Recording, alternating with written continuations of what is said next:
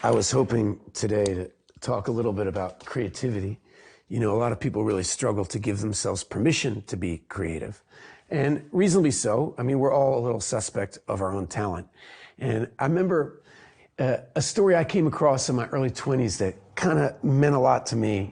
I was really into Allen Ginsberg, and I was reading his poetry, and I was reading, he did a lot of interviews. And one time, William F. Buckley had this television program called Firing Line.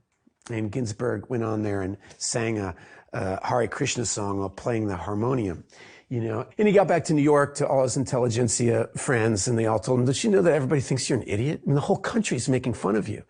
And he said, "That's my job. You know, I'm a poet, and I'm going to play the fool. Most people have to go to work all day long, and they come home and they fight with their spouse, and they eat, and they like turn on the old boob tube, and somebody tries to sell them something. And I just screwed all that up. I went on and I sang about Krishna, and now they're sitting in bed and going, who's this stupid poet?" And they can't fall asleep, right? And that's his job as a poet. And so I find that very liberating, because I think that most of us really want to offer the world something of quality, something that the world will consider good or important. And that's really the enemy, because it's not up to us whether what we do is any good. And if history's taught us anything, the world is an extremely unreliable critic, right? So you have to ask yourself, do you think human creativity matters?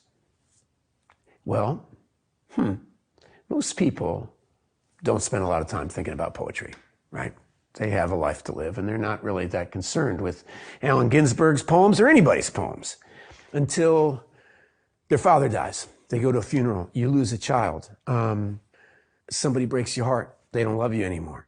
And all of a sudden, you're desperate for making sense out of this life. And has anybody ever felt this bad before? How did they come out of this cloud? Or the inverse, something great. You meet somebody and your heart explodes. You love them so much you can't even see straight. You know, you're dizzy. Did anybody feel like this before? What is happening to me? And that's when art's not a luxury, it's actually sustenance. We need it. Okay, well, what is it? Human creativity is nature manifest in us. We look at the Aurora Borealis, right? I did this movie called White Fang when I was a kid, and we shot up in Alaska, and you go out at night and the sky was like rippling with purple and pink and white. And it's the most beautiful thing I ever saw. It really looked like the sky was playing. Beautiful. Go to Grand Canyon at sundown.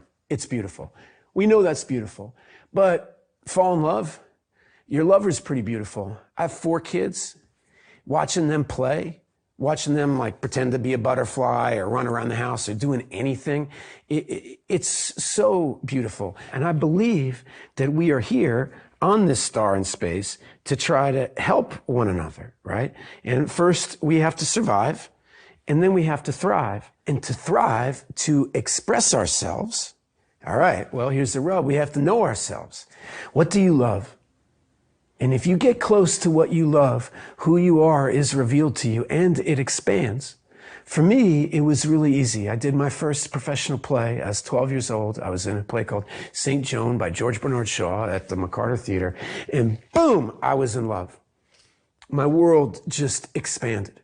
And that profession, I'm almost 50 now, that profession has never stopped giving back to me. And it gives back more and more, mostly strangely, through the characters that I've played. I've played cops, I've played criminals, I've played priests, I've played sinners. And the magic of this, over a lifetime, over 30 years of doing this, is that you start to see that my experiences, me, Ethan, is not nearly as unique as I thought. I have so much in common with all these people. And so they have something in common with me. You start to see how connected we all are. My grandmother, my great-grandmother, Della Hall Walker Green, on her deathbed, she wrote this little biography in the hospital. And it was only about 36 pages long. And she spent about 5 pages on the one time she did costumes for a play. Her first husband got like a paragraph, right? Cotton farming, of which she did for 50 years, gets a mention. 5 pages on doing these costumes. And I look, my mom gave me one of her quilts that she made, and you can feel it. She was expressing herself, and it has a power that's real. I remember my stepbrother and I went to go see Top Gun, whatever year that came out. And I remember we walked out of the mall, it was like blazing hot. I just looked at him, and we both felt that movie just like a calling from God, this film, but completely differently. Like, I wanted to be an actor. I was like, I got to make something that makes people feel. I just wanted to be a part of that. And he wanted to be in the military. That's what all we ever did, is play FBI, play Army man, play knights, and I'd like pose with my sword. And he would build a working crossbow that you could shoot an arrow into a tree, right? So he joins the Army. Well, he just retired, colonel in the Green Berets. He's a multi-decorated combat veteran of Afghanistan and Iraq. He now teaches a sail camp for children of fallen soldiers. He gave his life to his passion. His creativity was leadership. Leading others, his bravery to help others. That was something he felt called to do, and it gave back to him. We know this. The time of our life is so short, and how we spend it. Are we spending it doing what's important to us? Most of us not. I mean, it's hard. It's hard. The pull of habit is so huge. And that's what makes kids so beautifully creative, is that they don't have any habits, and they don't care if they're any good or not, right? They're not building a sandcastle going, I think I'm going to be a really good sandcastle builder. They throw themselves at whatever project you put in front of them, dancing, doing a painting, building something, any opportunity they have, they try to use it to impress upon you their individuality. Right? It's so beautiful. There's a thing that worries me sometimes whenever you talk about creativity, because it can have this kind of feel that it's just nice, or it's warm, or it's something pleasant. It's not. It's vital. It's the way we heal each other. In singing our song, in telling our story, in inviting you to say, hey, listen to me, and I'll listen to you, we're starting a dialogue. And when you do that, this healing happens. And we come out of our corners, and we start to witness each other's common humanity. We start to assert it. And when we do that, really good things happen.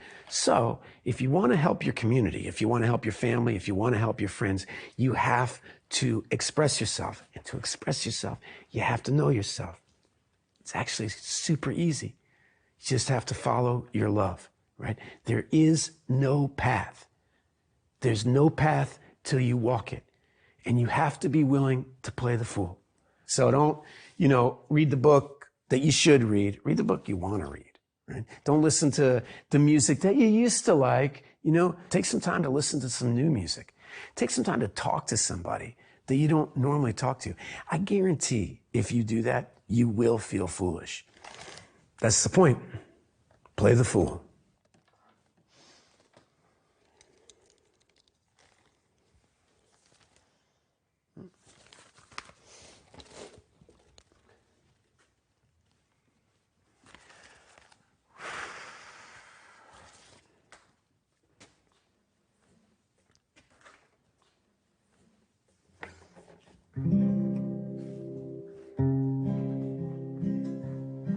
Well, I want to go to Austin and I want to stay home. Invite our friends over but still be alone. Live for danger, play it cool. Have everyone respect me for being a fool.